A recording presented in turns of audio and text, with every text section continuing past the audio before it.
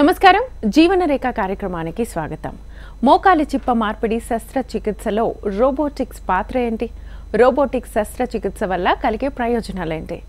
Diabetes reversal అంటే ఏంటి? Diabetes reversal అనేది సాధ్యమేనా? డయాబెటిస్ రివర్సల్ సాధించడానికి జీవనశైలిలో ఎలాంటి మార్పులను సూచిస్తారు? ఈ సమస్యలకు Onus robotic hospitals founder, managing director and robotic orthopaedic surgeon doctor Balaraju Naidu garu మరియు జనరల్ ఫిజిషియన్ డాక్టర్ రవికిరణ్ గారు మనతో పాటు ఉన్నారు. వారిని అడిగి మరిన్ని సందేహాలను నివృత్తి చేసుకుందాం. అలాగే మీకు కూడా ఎలాంటి సందేహాలున్నా స్క్రీన్ మీద కనిపిస్తున్న నెంబర్స్కి కాల్ చేసి డాక్టర్స్తో మాట్లాడచ్చు. నమస్తే బాలరాజు గారు. నమస్తే రవికిరణ్ గారు. సో ముందుగా బాలరాజు నాయుడు గారు, అంటే రోబోటిక్ శస్త్రచికిత్స అనేది యూనిక్గా ఉంది అండ్ ట్రీట్మెంట్ కూడా చాలా ఈజీ అంటున్నారు కదా. ప్రధానంగా మోకాలి నొప్పి నుంచి స్టార్ట్ చేద్దాం. అసలు మోకాళ్ళ నొప్పులు అనేవి ఎందుకు వస్తాయి? యూజువల్గా మోకాళ్ళ నొప్పి రావడానికి మెయిన్ కారణము ఆస్టియో ఆర్థరైటిస్ అంటారు. ఆస్టియో ఆర్థరైటిస్ అంటే ఏజ్ రిలేటెడ్ ఆర్థరైటిస్, అంటే ఏజ్తో పాటు మనకు ఒకవేళ 25 ఇయర్స్ నుంచి 35 ఇయర్స్కి వస్తే స్టేజ్ 1 ఆర్థరైటిస్ అంటారు. యూజువల్గా మనకు ఈ మోడల్ చూసినట్టయితే మీరు కార్టిలేజ్ ఈ విధంగా స్మూత్గా ఉంటుంది, బ్లూ కలర్లో కనపడుతుంది కదా, ఇది స్మూత్గా ఉంటుంది. సో ఇది up to 25 years to 45 years వరకు స్మూత్గా ఉంటుంది. అండ్ ఏజ్ పెరుగుతున్న కొద్దీ స్లోగా కార్టిలేజ్ పీల్ ఆఫ్ అవ్వడం స్టార్ట్ అవుతుంది. ఇప్పుడు మీరు ఎర్రగా చూసినది ప్రాంతం కార్టిలేజ్ లాస్ అయిపోయింది, ఎరోడ్ అయింది. సో ఇది స్టేజ్ 1 ఆర్థరైటిస్ అంటే అప్ టు 50 ఇయర్స్ వరకు. స్టేజ్ 2 నుంచి స్టేజ్ 3 అరౌండ్ 55 ఇయర్స్ వరకు ఇలా ఉంటుంది. 2 కాండల్స్ నుంచి కార్టిలేజ్ పీల్ ఆఫ్ అవుతుంది. అండ్ స్టేజ్ 4 వచ్చే వరకు కంప్లీట్గా కార్టిలేజ్ అనేది డ్యామేజ్ అయిపోయి ఈ ఆస్టియోఫైట్స్ అంటే లూజ్ బాడీస్ ఫామ్ అయ్యి జాయింట్ పెయిన్ మొత్తం ఒక సైడ్ బెండ్ అయిపోతుంది. ఈ బెండ్ అవ్వడం వల్ల patient severe knee pain explain చేస్తాడు. దీనికి మెయిన్ కారణం osteo arthritis, age related arthritis అంటారు. రెండోది జెనెటిక్ రుమటాయిడ్ ఆర్థరైటిస్. ఇది యూజువల్గా ఫీమేల్స్లో 25 ఇయర్స్ టు 45 ఇయర్స్ మధ్యలో వస్తుంది. అండ్ ఎర్లీ మార్నింగ్ చేతులకు కంప్లీట్గా ఎర్లీ మార్నింగ్ ఈ వాపులు రావడము, ప్లస్ కొంత దూరం వెళ్తే అలసిపోవడము, అండ్ జెనెటిక్ హిస్టరీ, వాళ్ళ ఫ్యామిలీలో హిస్టరీ ఉంటుంది. సో రెండు రకాల కారణాలు. ఒకటి osteoarthritis, age and weight, and రోజు చేసుకోవడానికి చాలా ఇబ్బంది ఉంటుంది. రుమటాయిడ్ ఆర్థరైటిస్ అంటే కీళ్ళవాతం. రుమటాయిడ్ ఆర్థరైటిస్ జెనెటిక్ హిస్టరీ వల్ల వస్తుంది. ఎస్పెషల్లీ చేతులు ఎక్కువ ఎఫెక్ట్ అవుతుంది. మోకాళ్ళు అయితే వాల్గస్ నీ అంటాము.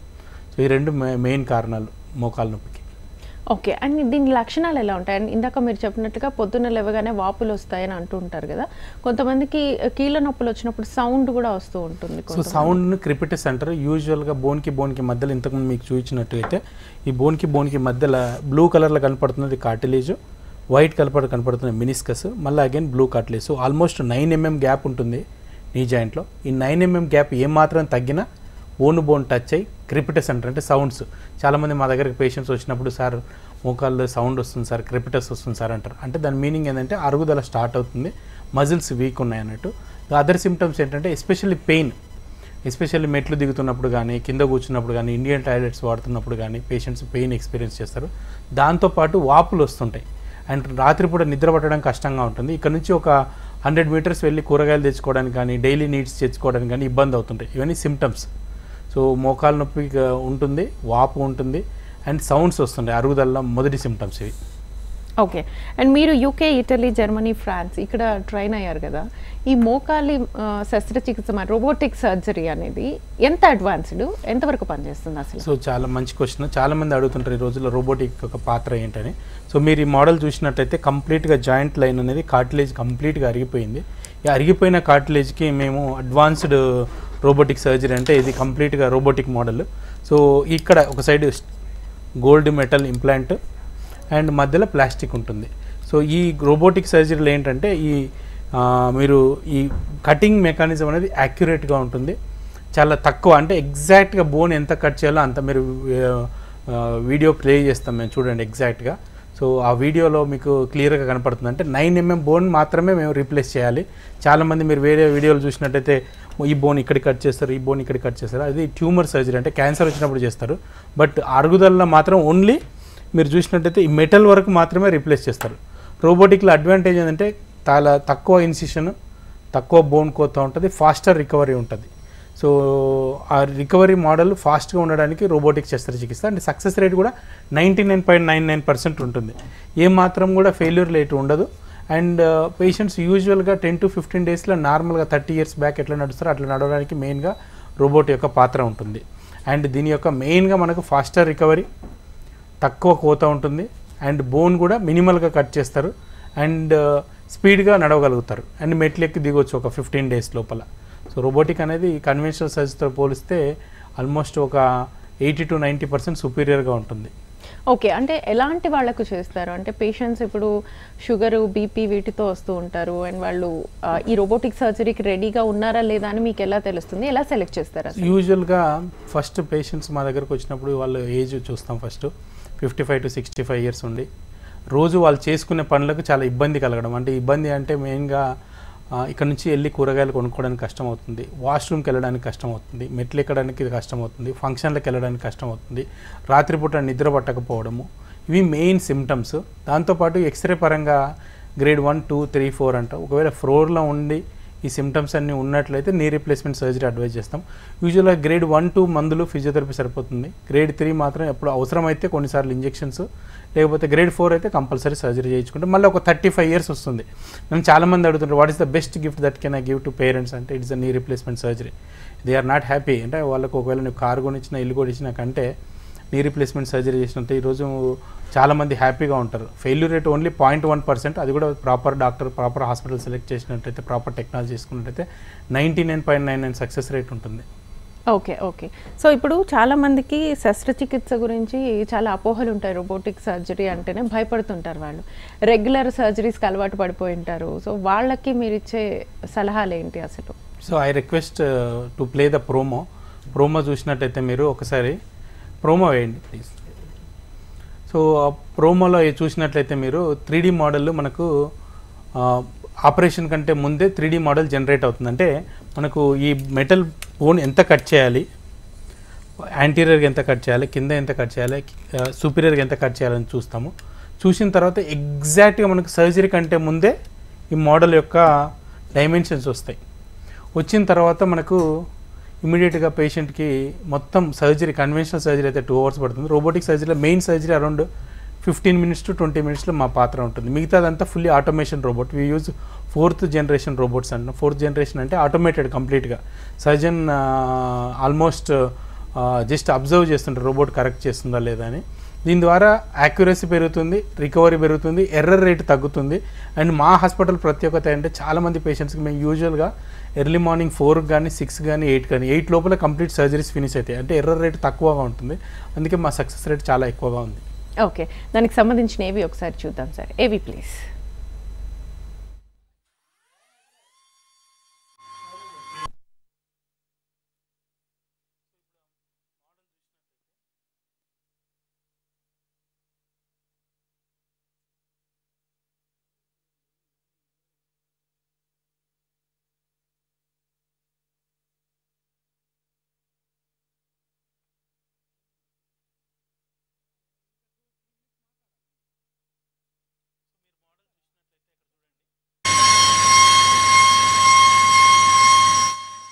చూసినట్టయితే ఆటోమేటెడ్ థింగ్స్, సర్జన్స్ కానీ టెక్నీషియన్స్ కానీ ఎవరు లేరు. ఇది 8 minutesలో సర్జరీ, మెయిన్ సర్జరీ కంప్లీట్ అవుతుంది. This is interactive robotic surgery అంటాం. ఇంటరాక్టివ్ రోబోటిక్ సర్జరీ అంటే చాలామంది పేషెంట్స్ నేను సర్జరీ చేస్తున్నప్పుడు అడుగుతుంటారు, సార్ ఎట్లా చేస్తారు సర్జరీ అంటే. అక్కడ చూడండి, ఆమె even while lying down she is talking to us. So usual ఈ రోబోట్ చాలామంది అడుగుతుంటారు నన్ను, సర్జరీ చేస్తున్నప్పుడు పేషెంట్ రోబోట్ తప్పులు ఏమైనా చేస్తుంటారని. యూజువల్గా రోబోట్స్ తప్పు చేయవు. ఎందుకు చేయవు అంటే యూజువల్గా ఇదని సర్జన్ డిపెండెంట్. అండ్ 99.9% అసలు తప్పులు చేయవు. అండ్ పేషెంట్ ఒకవేళ ఈవెన్ కాఫ్ చేసినా, స్మైల్ చేసినా, ఒకవేళ కాలు కదిలిచ్చినా, అబ్డోమినల్ ప్రెషర్ పెరిగినా రోబోట్ ఆగిపోతుంది. ఈవెన్ 0.1% డీవియేషన్ ఉన్నా రోబోట్ ఆగిపోతుంది. అండ్ యూజువల్గా సర్జరీ అయిపోయినాక all patients, my patients will be walking like that. So మీరు చూసినట్టయితే 30 years బ్యాక్ ఎట్లా నడుస్తారో 30 daysలో 30 years బ్యాక్ నడిచినట్టు ఉంటుంది. So what is the best gift that can give to your parents or your known persons అంటే knee replacement surgery. Special చాలామంది అడుగుతుంటారు, sir failure అవుతుంది, భయం అవుతుంటుంది అంటే ఫస్ట్ ఒక కాల్ చేయించుకోవాలి. ఒక 3 months గ్యాప్ ఇచ్చిన తర్వాత ఇంకో కాల్ చేయించుకున్నట్టయితే సక్సెస్ రేట్ 100% ఉంటుంది. ఓకే సార్, కాలర్ ఉన్నారు జీవన్ హైదరాబాద్ నుంచి. నమస్తే అండి. నమస్తే మేడం. మాట్లాడండి, మీ డౌట్ ఏంటో అడగండి. Good evening sir. Good evening Jeevan. Sir actually I'm 30 years old man. Okay. I'm last 1 year back I fell down from the bike. Okay. Suffering with knee pain sir. General checkup చేయించుకోండి, మోరోలీ ఏం అవ్వలేదు అప్పుడు. Okay. I'm getting very much pain in the నీ sir. ఎక్కడ చూపించుకున్నా కూడా surgery కావాలి అంటున్నారు. మీకు ఎంఆర్ఐ అయిందండి ఇప్పటివరకు? ఎంఆర్ఐ అయిందా? లేదు సార్. ఏం సర్జరీ చేయాలని చెప్పారు మీకు? నీలో అది ఫోల్డింగ్ దగ్గర ప్రాబ్లం అవుతుంది సార్ నాకు.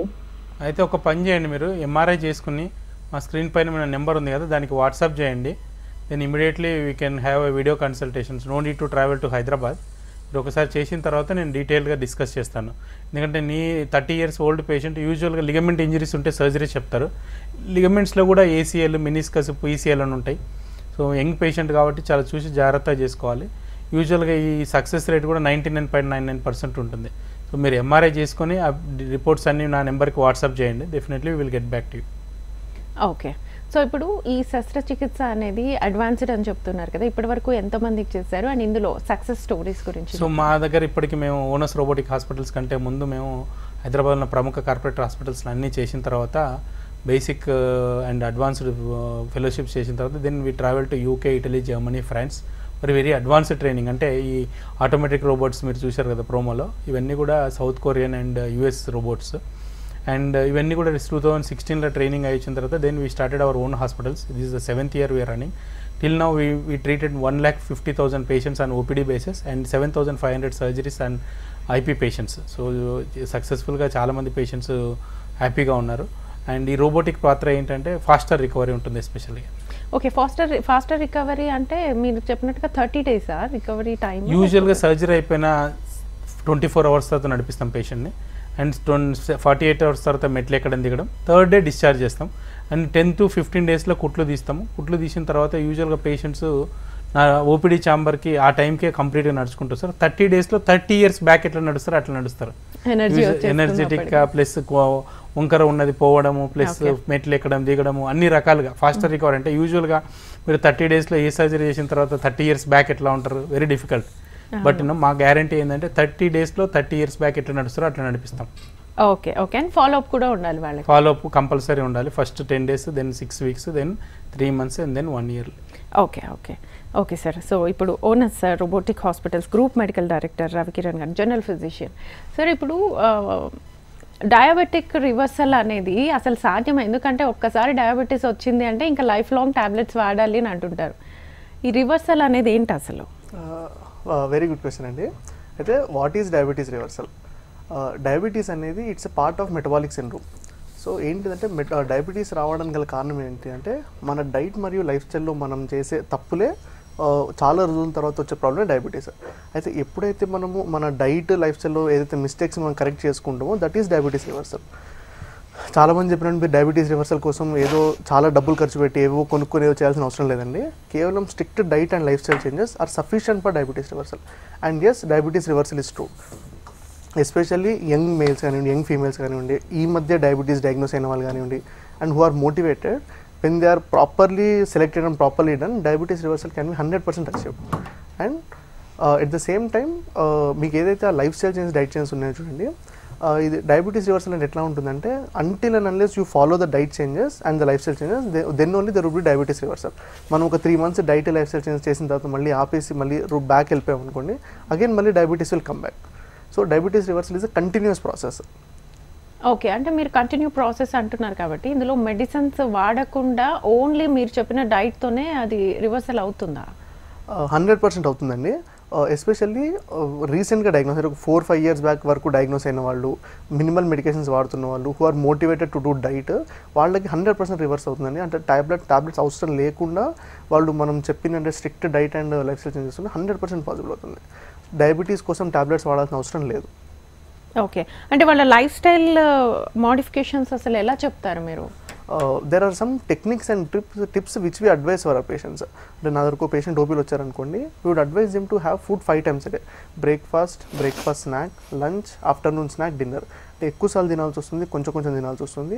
ఇంకొంచెం అడ్వాన్స్డ్ లెవెల్కి వెళ్తే వాళ్ళ హైట్ వెయిట్ క్యాలిక్యులేట్ చేసి, వాళ్ళ BMI క్యాలిక్యులేట్ చేసి, వాళ్ళు ఎంత వాకింగ్ చేస్తున్నారు, వాళ్ళ ఫిజికల్ యాక్టివిటీ అన్నీ చూసుకొని మనం క్యాలరీస్ డిసైడ్ చేయొచ్చు. అంటే వాళ్ళకి ఎంత కిలో క్యాలరీస్ ఆఫ్ ఎనర్జీ వాళ్ళకి అవసరం ఉందో క్యాలిక్యులేట్ చేసుకొని అంత కిలో క్యాలరీస్ ఆఫ్ డైట్ వాళ్ళకి పెట్టి దాన్ని మనం ఒక 5 పోర్షన్స్ కింద డివైడ్ చేసి ఇస్తాం. దాంతోపాటు ఫుడ్ తిన్న తర్వాత 10 మినిట్స్ తర్వాత ఒక 10 మినిట్స్ నడవమని చెప్తాం. ఫుడ్ తిన్న తర్వాత 10 మినిట్స్ తర్వాత 10 మినిట్స్ నడవడం. This is one simple trick which will help you reverse your diabetes. So you consume small quantities of food multiple times a day, and తిన్న తర్వాత ఒక 10 మినిట్స్ తర్వాత 10 మినిట్స్ నడిచినట్టయితే ఏదైతే షుగర్ స్పైక్ వస్తుందో దాన్ని మనం 30% వరకు మనం కంట్రోల్ చేయొచ్చు. అండ్ ఎవ్రీ టైం మనం అలా కంట్రోల్ చేస్తూ వెళ్ళామనుకోండి, diabetes reversal can be done. So that is how you do diabetes reversal. Okay, caller ఉన్నారు సార్, తీసుకుందాం. సుందర్ రాజు గారు నర్సరావుపేట నుంచి. నమస్తే అండి. నమస్తే మేడం. మాట్లాడండి డాక్టర్ గారితో, మీ డౌట్ ఏంటో అడగండి. హలో సుందర్రాజ్ గారు, క్వశ్చన్ అడగండి. నమస్తే సార్, గుడ్ ఈవినింగ్ సార్. నమస్తే అండి, చెప్పండి ఏమైంది సార్? నాకు 2 years కింద షుగర్ కొంచెం కాలు దెబ్బ తగ్గింది సార్. అది మానపోతుంటే చాలా రోజులు అదే HbA1c ఎంత ఉందండి? లాస్ట్ HbA1c పరీక్ష ఎప్పుడు చేయించారు? 2 years కింద HbA1c ఎంత ఉందండి? షుగర్ నాకు 3 నెలల షుగర్ పరీక్ష చేయిస్తారు కదండి, ఎంత ఉంది అది? 5.9 ఉంది సార్. అప్పుడు 5.9 ఉందా? ఇప్పుడు ఎంత ఉందండి? 5.9 సార్. 5.9 ఉంది సార్. 5.9 ఉందా? అయితే ఒకసారి మీరు చెప్తున్న అంటే HbA1c వాల్యూ మీరు 5.9 అంటుంటే కనుక అది షుగర్స్ కంట్రోల్లో ఉన్నట్టండి. సో షుగర్స్ కంట్రోల్లో ఉన్నప్పుడు కూడా దెబ్బ మానట్లేదు అంటే ఒకసారి రక్తనాళంలో ఏమైనా డ్యామేజ్ ఉందని చూడాల్సి వస్తుంది. సో మీరు ఒకసారి కాళ్ళకి డాప్లర్ స్కానింగ్ అని ఉంటుందండి, అంటే లోవర్ లిమ్ డాప్లర్ స్కానింగ్ అని ఉంటుంది, వీనస్ డాప్లర్. ఒకసారి చేయించాల్సి వస్తుంది. ఎందుకంటే మీరు చెప్తున్న స్టేటస్ ప్రకారం షుగర్స్ 2 years బ్యాక్ కంట్రోల్ ఉన్నాయంటే ఇప్పుడు HbA1c కనుక కంట్రోల్ ఉంటే కనుక షుగర్ వల్ల అవ్వకపోతుండొచ్చు, ఇంకేదైనా కారణం ఉండొచ్చు. సో ఒక్కసారి మీరు లేటెస్ట్ HbA1c వాల్యూస్ చేసుకొని ఒకసారి మీకు స్క్రీన్ మీద కనబడుతున్న నెంబర్ కనుక ఫోన్ చేసినట్టయితే కనుక మేము ఒకసారి వీడియో కన్సల్టేషన్ చేయడం జరుగుతుందండి. అప్పుడు మనము ఇంకా ఫైన్ డీటెయిల్స్ అనేది ఏంటంటే చూడడానికి ఉంటుంది. HbA1c ఒకటి చేయించి ఒకసారి నాకు ఇన్ఫార్మ్ చేయండి సార్, నేను ఒకసారి ఎట్లా ఉందని చూసి నేను చెప్పగలుగుతాను నేను మీకు.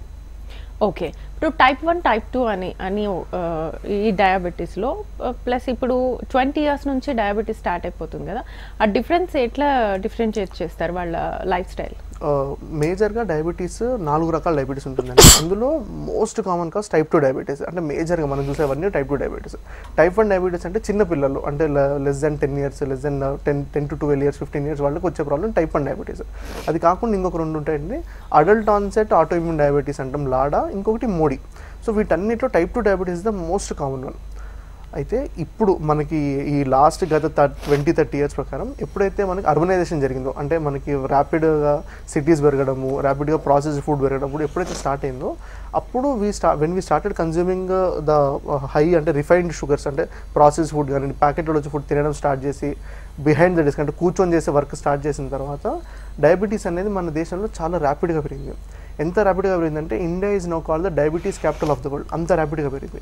So especially young software engineers are young professionals who are working stressful jobs, అంటే బిహైండ్ ద డెస్క్ కూర్చొని స్ట్రెస్ఫుల్ వర్క్ చేసే వాళ్ళందరూ కూడా they are at high risk for developing diabetes. And we have seen patients from 30 years, 32 years who are developing type 2 diabetes with no family history. Even without family history they are developing diabetes because of their lifestyle. Okay, caller ఉన్నారు రామచందర్ హన్మకొండ నుంచి. నమస్తే అండి. నమస్కారం అండి. మాట్లాడండి, మీ doubt ఏంటో అడగండి. Sir good afternoon. నమస్కారం అండి, చెప్పండి. నాకు మీరు టీవీ చూడకండి రామచంద్ర గారు. ఏముందండి? సెకండ్ వేలో కరోనా వచ్చింది.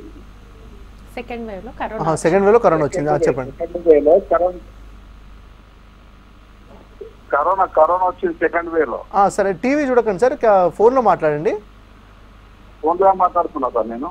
చెప్పండి. సెకండ్ వేలో కరోనా వచ్చింది. చెప్పండి. కరోనా వచ్చి షుగర్ నాకు అంతకుముందు లేదు సార్ అసలే.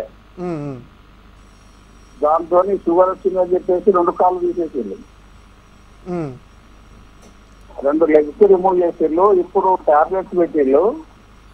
కాళ్ళు ఎక్కడ దాకా తీసేసారండి? మోకాలు పైకి తీసేస్తున్నారా? మోకాలు పైకి తీసేసారు. అంటే ఇన్ఫెక్షన్ ఏమైనా వచ్చిందా అండి కాళ్ళకి అప్పుడు? ఏదో నరాలలో రక్తం క్లాట్ అయిందని చెప్పారు. బ్లాక్ అయిందని చెప్పి అంటే రక్తనాళాలలో రక్తం గడ్డ కట్టిందని చెప్పినారా? క్లాట్ అయింది అన్నారు, బ్లడ్ క్లాట్ అయిందని చెప్పింది. బ్లడ్ క్లాట్ అవడం వల్ల అంటే కోవిడ్ ఏమైనా సివియర్గా వచ్చిందండి మీకు? నాకు అలాంటిది ఏం లేదు, సివియర్ ఏం లేదు. సివియర్ ఏం లేదు. షుగర్స్ ఎంత ఉంటున్నాయండి ఇప్పుడు? ఫాస్టింగ్ పోస్ట్ లంచ్ HbA1c ఎంత ఉన్నాయండి ఇప్పుడు? ఇప్పుడు వచ్చేసి 100 లోపు 80, 140. HbA1c ఎంత ఉందండి?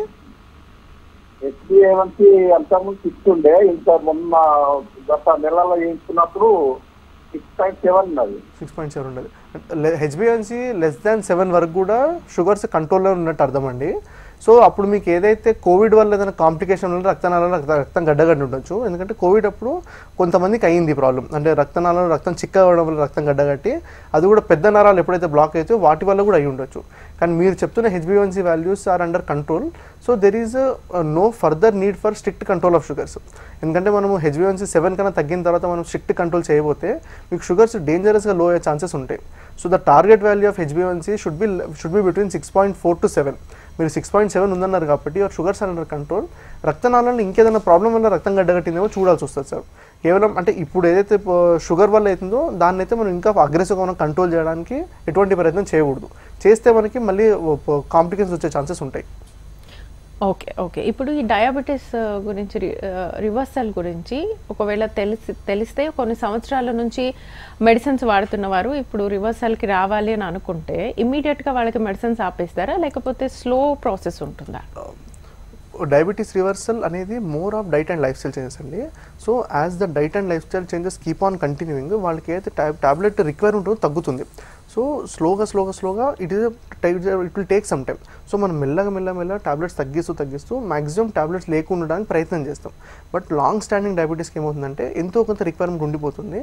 కానీ వాళ్ళకి ఫ్యూచర్లో రేపటి నాడు ఇన్సులిన్ ఇంజెక్షన్ తీసుకోవాల్సిన అవసరం రాకుండా కిడ్నీస్ కానివ్వండి, హార్ట్ కానివ్వండి, ఐస్ కానివ్వండి డ్యామేజ్ కాకుండా మనకి డెఫినెట్గా హెల్ప్ అవుతుంది. And definitely it take some time, but you will see good results with diet and life style changes. Okay, and ఇందులో సక్సెస్ స్టోరీస్ గురించి చెప్పాలంటే ఏం చెప్తారు మీరు? We had many success stories అండి. Recently there was a patient, he was a IT professional, he was a startup founder, young male, 38 years old male. He was on the bit కొంచెం overweight side ఉండే. His HbA1c were 11.2. వాళ్ళ ఫ్యామిలీలో ఒకరికి చూశాను, వాళ్ళకి మంచి control అయిందని చెప్పి he came to me, he was motivated. Sir నాకు ఎట్లన్నా I want to control my sugar sir అంటే I advised him diabetes reversal. Initially we have put him on tablets for 3 months. Apart from that, we gave him strict diet and lifestyle changes. He lost somewhere around 8 kilos of weight, and now he is completely off diabetes reversal. He is not on medications, and he is doing good with diet and lifestyle changes. So the first thing is the patient should be motivated enough to do the lifestyle changes. కష్టం అవుతుంది, but చేయాల్సి వస్తుంది. ఎందుకంటే అట్లా చేసినట్టయితే రేపటి నాడు మీకే ఫ్యూచర్లో చాలా అడ్వాంటేజ్ ఉంటుంది. ఇంకోటి ఏంటిదంటే ఆల్వేస్ రిమెంబర్, మీకున్న వర్క్ స్కెడ్యూల్ని బట్టి we will provide you diet. అందరికీ ఒకటేలాగా డైట్ ఇచ్చేసి అందరినీ చేయమని చెప్పలేము. ఎంతోమంది ప్రొఫెషనల్స్ ఉంటారు who will be outside, అంటే చాలామంది మార్కెటింగ్ వాళ్ళు కానివ్వండి, లేదంటే ఏదైనా బిజీ ప్రొఫెషనల్స్ కానివ్వండి, maximum time they would be on the go. So వాళ్ళకి ఏంటంటే ఒక ఇంటి దగ్గర ఉండి లేకపోతే ఒక స్టేబుల్ జాబ్ చేసుకునే వాళ్ళకి వీళ్ళకి మనం ఒకటే డైట్ ప్లాన్ ఇవ్వలేం. So we have to make sure patient ఏదైతే ఫాలో అవ్వగలుగుతాడో, ఏదైతే వాళ్ళకి ప్లాజిబుల్ ఉందో, వాళ్ళకి ఏదైతే కన్వీనియంట్ ఉందో అదే డైట్ ప్లాన్ మనం చేసి ఇవ్వడం జరుగుతుంది. దట్ వే ఏమవుతుందంటే వాళ్ళకి కాంప్లైన్స్ పెరుగుతుంది, అంటే them sticking to the diet will increase and that will help them to reverse the diabetes. కంప్లీట్గా టాబ్లెట్స్ నుంచి విముక్తి కలగకపోయినా కానివ్వండి, the number of tablets they are taking can be reduce and we can make sure that there would be no further damage. Okay, and ఫైనల్గా Onus robotic hospitals గురించి ఏం చెప్తారు madam, specialities గురించి? We would advise you, we would provide you evidence-based medicine, sir. అంటే whatever we do, we'll bring forward it with evidence. There would be no అంటే tablets ఇష్టం వచ్చినట్టు రాయడం కానివ్వండి అట్లాంటిది ఏమి ఉండదండి. We can say it more proudly because we have many hundreds of our own clientele, our patients who are coming back every time because they have confidence on us. We will provide you the best evidence-based medicine and you can get the benefits of diet and lifestyle changes apart from the medicines. అంటే మేము first will focus on diet and life style changes following which if needed then only will advise you medications. అంతేగాని డైరెక్ట్గా మనం మందులు రాసేసి మందులు వాడుకోండి చెప్పడం కాకుండా ప్రతి పర్సన్ని ఓపిక్గా విని వాళ్ళకి ఎటువంటి ప్రాబ్లం ఉంది, ఎక్కడ ప్రాబ్లం ఉంది, దేన్ని వాళ్ళు అడ్రస్ చేయగలిగితే వాళ్ళకి రిజల్ట్స్ మంచిగా కనబడతాయి. కొంతమంది ఎక్కువసేపు కూర్చొని ఉండడం వల్ల కొంతమందికి ప్రాబ్లం వస్తుంది, కొంతమందికి ఎక్కువ ఫుడ్ కన్జ్యూమ్ చేయడం వల్ల ప్రాబ్లం వస్తుంది. ఒక్కొక్కరికి ఒక్కొక్క దాన్ని టైలర్ చేసి will make sure that they will feel better and they will lead a healthy and happy life. That is our promise from Onus robotics hospital. Okay, so Balaraj garu మీరేం చెప్తారు onus హాస్పిటల్స్కి సంబంధించి స్పెషాలిటీస్, ఫెసిలిటీస్? సో యూజువల్గా చాలామంది patients hospitals అంటే చాలా భయపడుతూ ఉంటారు. సో ఓనస్ అంటే రెస్పాన్సిబిలిటీ, అంటే బాధ్యత. Your responsibility is on us అంటే మీ యొక్క బాధ్యత మాది, మీ యొక్క బర్డెన్ మాది. యూజువల్గా మనం ఒకవేళ ఒక హాస్పిటల్కి వెళ్ళినట్టయితే మనమే డాక్టర్ గారిని అడిగి చాలా క్వశ్చన్స్ అడుగుతుంటాం. యూజువల్గా మీరు ఎక్కువ ప్రొవోకేట్ చేయకుండా డాక్టర్సే మా దగ్గర, ఇప్పుడు రవికిరణ్ కానీ మా దగ్గర ఉన్న కార్డియాలజిస్టులు కానీ, జనరల్ ఫిజిషియన్ కానీ, క్రిటికల్ కేర్ స్పెషలిస్టులు కానీ అన్ని రకాల డాక్టర్స్ మీకు వాళ్ళకు ముందు నుంచే మేము చెప్తున్న ఇన్స్ట్రక్షన్స్ ఏంటంటే ఎస్పెషల్లీ పేషెంట్ వచ్చినప్పుడు మనమే ప్రొయాక్టివ్గా ఉండాలి. యూజువల్గా వరల్డ్ వైడ్లో డాక్టర్స్ పేషెంట్ రిలేషన్లో డాక్టర్ ఎప్పుడు ఇంటరప్ట్ చేస్తారంటే యూజువల్ ఫస్ట్ 10 secondsలో ఇంటరప్ట్ చేస్తారు. So for us usual our interruption time is around 1.5 minute 2 minutes ఉంటుంది. వాళ్ళ యొక్క కంప్లైంట్స్ అన్ని డీటెయిల్గా తీసుకోవడం. అండ్ మా దగ్గర వెరీ అడ్వాన్స్డ్ టెక్నాలజీ అంటే జపనీస్ క్యాత్ ల్యాబ్ కానీ, సౌత్ కొరియన్ రోబోటిక్స్ కానీ, and Germany CT scan, MRI 128 SCT, 1.5 Tesla MRI. So దాంతోపాటు చాలా బాధ్యతాయుతమైన doctors and senior doctors. And by touch wood, God's grace, whatever the surgeries we did, 99% of the patients are very happy. Thank you for trusting Onus Robotic Hospitals. Okay Balaraj గారు, thank you so much Ravikiran గారు. Thank you. చూసారు కదండి, ఇది ఇవాల్టి జీవనరేఖ కార్యక్రమం. నమస్తే.